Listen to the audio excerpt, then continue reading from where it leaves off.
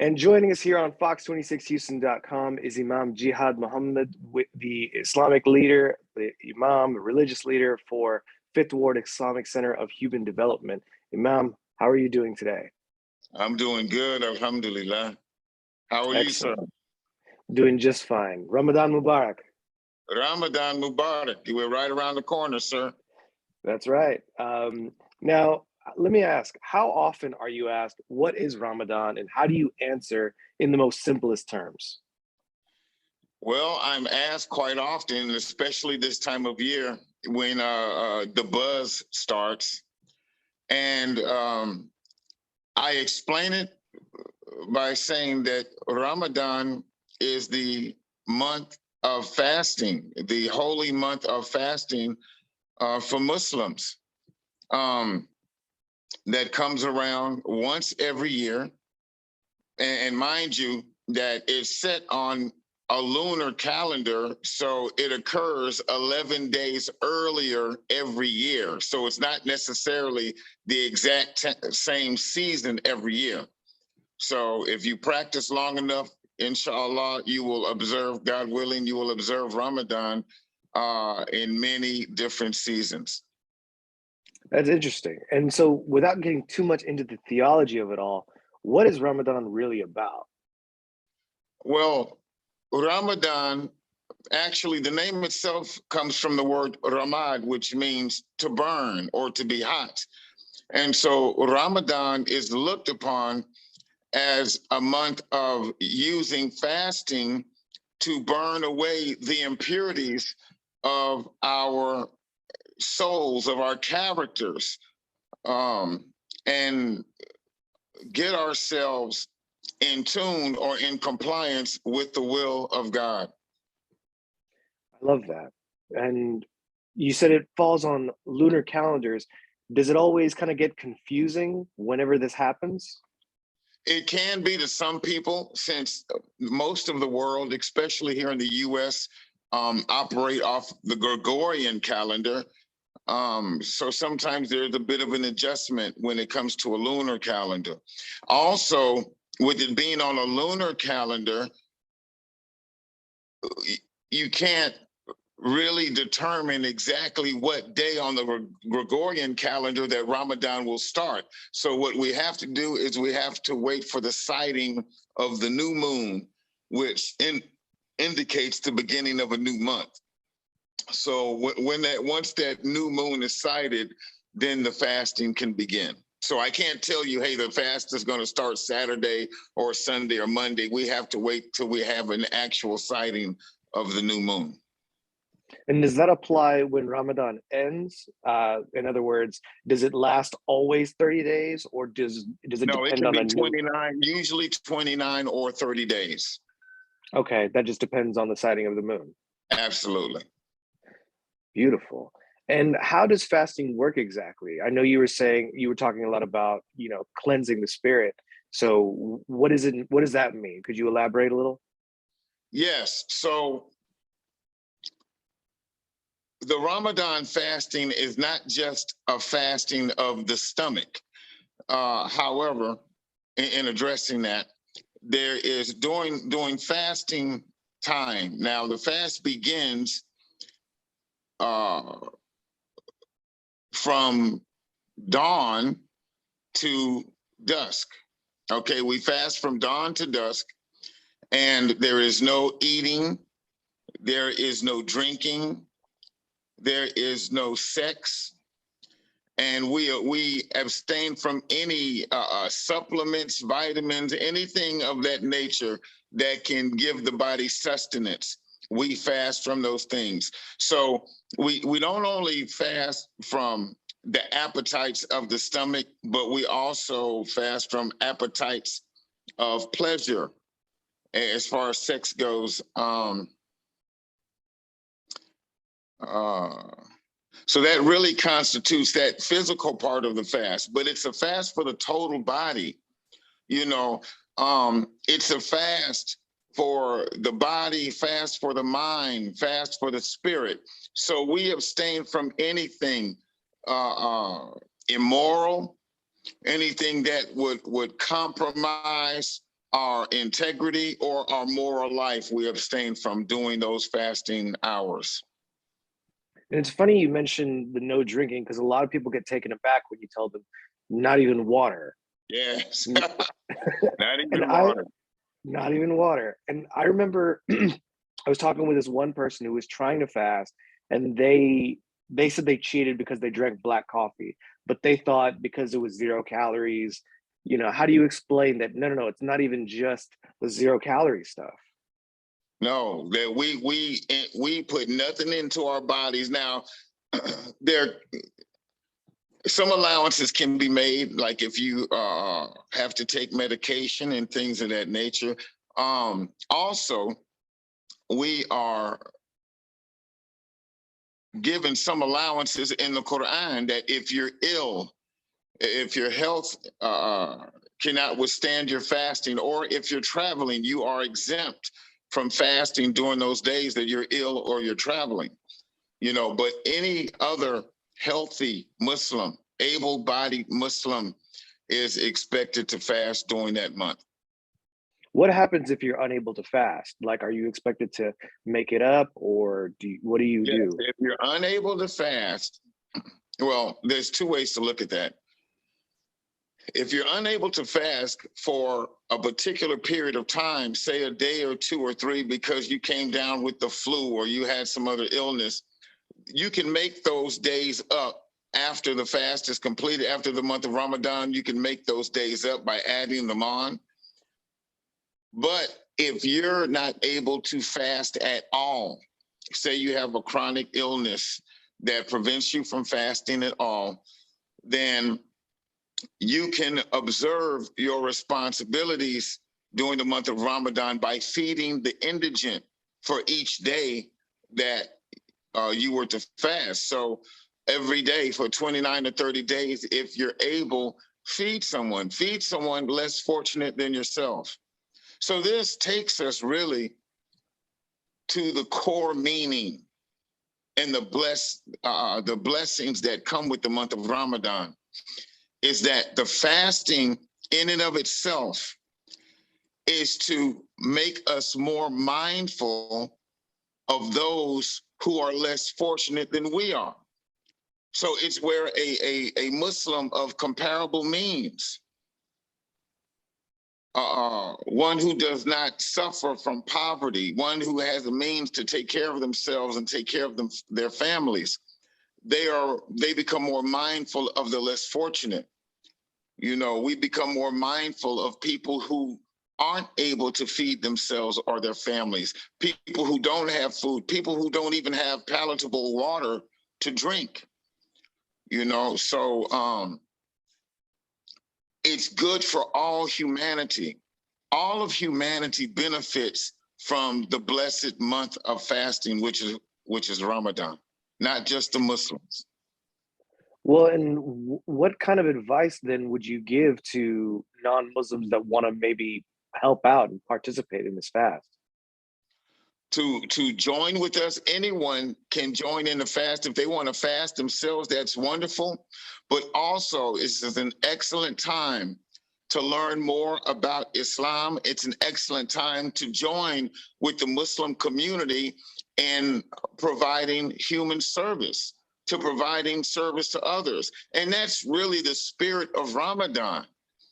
The spirit of Ramadan is to be mindful of the suffering of the less fortunate and how we really can do more to alleviate that suffering.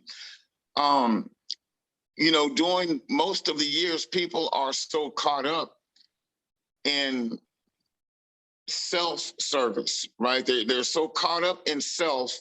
They're so caught up in the competitiveness in the business world and in the financial world, that we really don't pay attention to the needs of those who are less fortunate. We're kind of taught in the business world to crush the competition under our boot heels and just push forward. But Ramadan reminds us that human concerns should take precedence over selfish aspirations. There's nothing wrong with wanting to do your best in business and in finance and in the work sector. But human concerns should not be placed under that. Human concerns should always be placed above that. I love that. Now, what sort of advice would you try to tackle that on with to non-Muslim counterparts in terms of how they behave or even ask questions? Like, can they eat in the same room as those who fast? Like, are they overthinking things when they're trying to be in the work of human service? I lost you for 1 second. Say that again. I was saying, what sort of advice would you give to non-Muslims in terms of how they want to participate in terms of like, because sometimes people overthink. So can they be in the same room as people who fast? Do they have to take extra precautions while trying to achieve human service? When it comes to eating, absolutely not. The world doesn't stop because the Muslim is fasting. And here's another beautiful aspect of this. When it comes to the animal kingdom, and this includes human beings, lack of food and lack of water can drive an animal mad. It can drive an animal insane.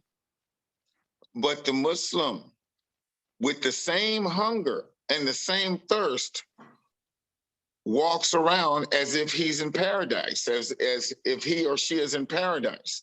You know, and that is a miracle in itself. That, you know, I'm reminded of the Snickers commercial when someone is hangry, you know. Yeah. You're not yourself when you're hungry, you know, you're not yourself when you're hangry. So, but the amazing thing about fasting during the month of Ramadan is the Muslim is even more mannerable. He is even more kind, more compassionate, more gracious, you know, which it seems to go against nature itself. But this is a blessing from Allah subhanahu wa ta'ala, Almighty God, you know, that we're able to go through the earth like that. So you find the Muslim giving the greeting more and assalamu alaikum and saying Ramadan Mubarak, which is blessed Ramadan. We are in a very high spirit, and our thinking, our minds are on higher ideals, you know, and so this is a blessing in itself. As far as someone eating around Muslims and things of that nature, no, everyone can be themselves because it is the Muslim that is fasting to please his Lord. And it shouldn't come with restrictions on other people. So no, everyone go about their day. But it is also a time when Muslims avoid negativity. We try to avoid any arguing, any fighting, anything vulgar. You know, so it's a time of the year when we're extra focused on self-discipline. We're extra focused on self-discipline and being the best human beings that we can possibly be.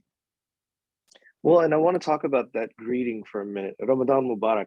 What does that mean to, like, how would you translate that? It means blessed Ramadan, Ramadan Mubarak, blessed Ramadan.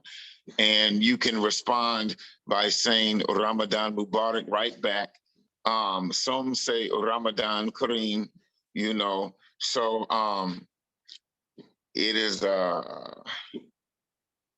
just a way that we greet each other. And we still say Assalamu alaikum also during the month of Ramadan. But it is just to remind each other, you know, Ramadan, and I would be remiss if I didn't mention this. Ramadan is the month when the Quran was revealed.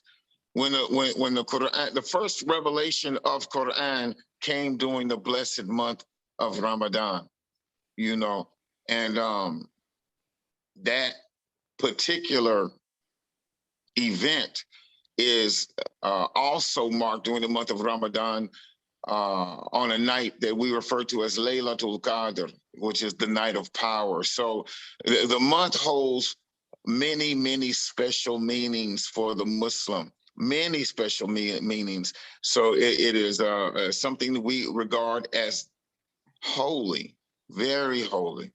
So it is a very, very special month for us. And the night of power is like the last 10 days, right, of Ramadan? Yes, sir. Yes, sir. We know it is in the last 10 days.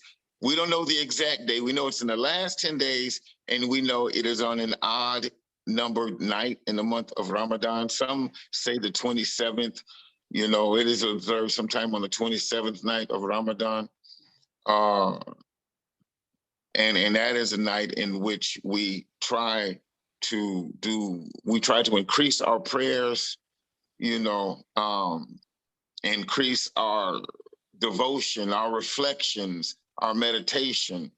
You know, we just try to really ramp it up, you know, to receive maximum blessings from God during this month. And inshallah, when we come out of the month of Ramadan, inshallah, we carry these things with us. You know, it has been proven that if a person wants to pick up a new skill or improve in an area of his life, that it comes through prolonged discipline. So this is something we can look at during the month of Ramadan. That Ramadan is not one day. Ramadan is 29 to 30 days.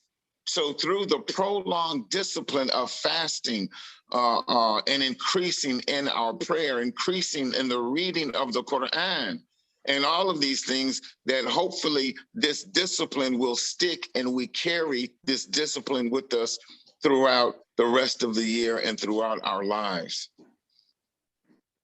I love it. And I'm not trying to show your age now, but how long have you been how long have you been a practicing Muslim? I would say an easy, probably going on 30 years now. Wow, that's longer than I've been a Muslim. Yes, going on 30 years now. Alhamdulillah, Rabbil Alameen. Alhamdulillah. Do you remember what your first fasting experience was like? Yes, I was extremely excited, but there was some anxiety about it because I didn't know what to expect from myself. And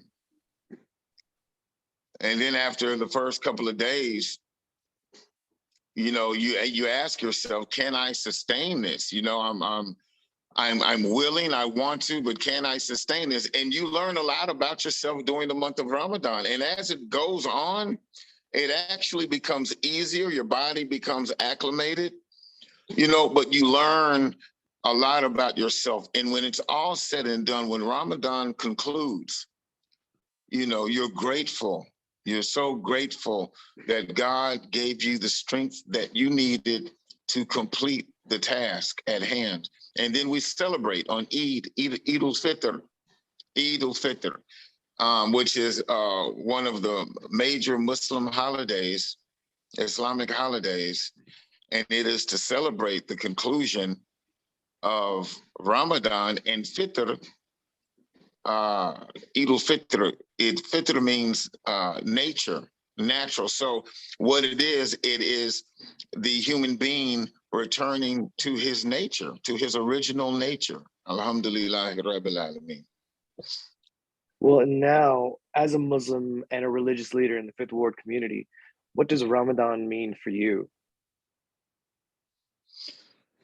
Ramadan means an opportunity to be obedient to God's command to fast, and that fasting is for Him. You know, when it comes to worship, you can't really gauge a person's sincerity. A person can pray just to be seen. He can give in charity and donations just to be seen of men. But when it comes to fasting, there's no faking fasting. Either you fast or you don't. And so that fasting, Allah says in the Quran that fasting is for him, you know, so it's done. If you're going to do it, then you have to do it with sincerity.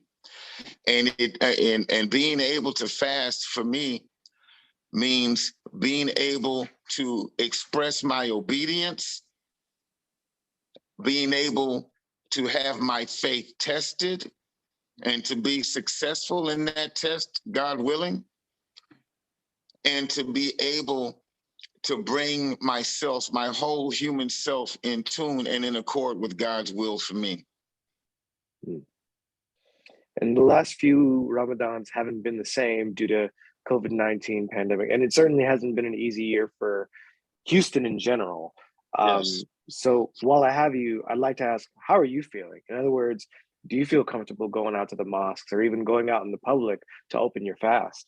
Yes, I do. And I look forward to it. I'm so happy that we are in a better situation to congregate.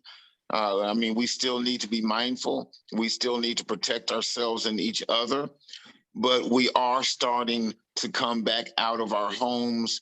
We are starting to see each other. And listen, community life is so important, especially Islamic community life, for us to see each other, to fellowship with one another. It means the world, and I'm so pleased and I'm so grateful to be able to see my respected brothers and sisters again and to fellowship with them. Is there anything else you'd like to add before we end this interview? No, my friend, I'm just grateful for the opportunity to talk about the blessed month of fasting, which is Ramadan, and I wish you a blessed Ramadan. Bless you as well. But we'll leave it there then. Imam Jihad Muhammad of Fifth Ward Islamic Center for Human Development, thank you so much for speaking with us. Thank you, sir. Assalamu alaikum. Wa alaikum salam.